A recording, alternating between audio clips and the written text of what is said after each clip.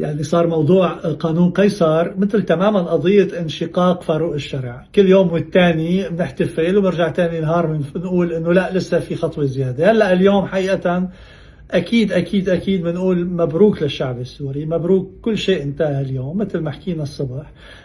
كل شيء بدأ اليوم وكل شيء انتهى اليوم. يعني أنا بارك لكل الشعب السوري اللي حقيقة يعني كان عايش كابوس 15 سنة واليوم صحي وشاف حاله حقيقة من دون قيصر، شاف حاله اليوم أرضية جاهزة له بكل ما يستطيع وبكل ما يملك اليوم من أدوات على بساطة، ولكن يعني على الأقل صار عندنا حرية الاقتصادية الكافية لحتى نقوم بما يلزم لبناء هذا البلد. أما اللي كانوا عايشين أحلام وأوهام أنه هذا القانون يضل من كل مين صنفناهم يعني سابقا خلال السنة، اللي هن الحقيقة أعداء بناء الدولة، اللي هن مستفيدين من استمرار قانون قيصر، من اللاهثين على الشهرة، من الباحثين على اللايكات وزيادة عدد المشاهدات. يعني هدول اليوم حقيقة تحول حلمهم لكابوس لأنه كل شيء انتهى.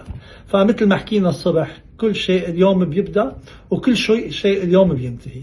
بارك مرة ثانية للشعب السوري، وهي ليست سوى الخطوة الأولى نحو بناء سوريا، وهي حقيقة الخطوة القانونية اللي بترفع كل أعباء الاقتصادية عن الشعب السوري.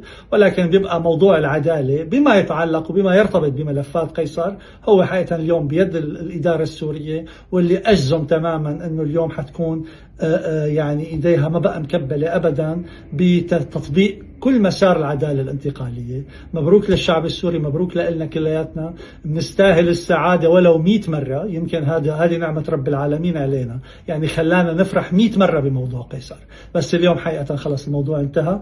الوراق حتطلع إذا الله راد لعند الرئيس ترامب للتوقيع، وقبل الأعياد بإذن الله بده يكون موقعة وسوريا رسميا من دون قيصر. ألف مبروك ويعطيكم ألف عافية ونهاركم سعيد.